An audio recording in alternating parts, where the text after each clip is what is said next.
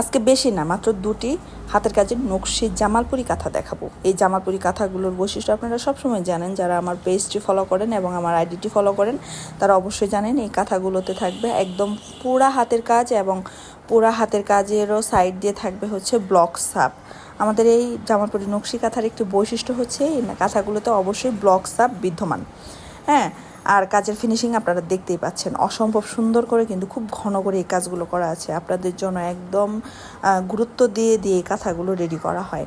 তো আপনারা যারা একদম সাদা এবং পেস্ট কালার পছন্দ করেন তাদের জন্য আজকে এই দুটি কাঁথায় যথেষ্ট। কাঁথার ডিজাইন অসম্ভব সুন্দর, যেহেতু সম্পূর্ণ ডিজাইনটা ক্যামেরাতে ওঠানো সম্ভব হয়নি। যাদের পছন্দ হবে আমাদের ভিডিওতে দেওয়া নাম্বারে আমাদের সাথে হোয়াটসঅ্যাপ ইমোর মাধ্যমে যোগাযোগ করতে পারেন, অথবা সরাসরি ইনবক্সও করে ফেলতে পারেন টিকটকে অথবা ফেসবুক পেজে।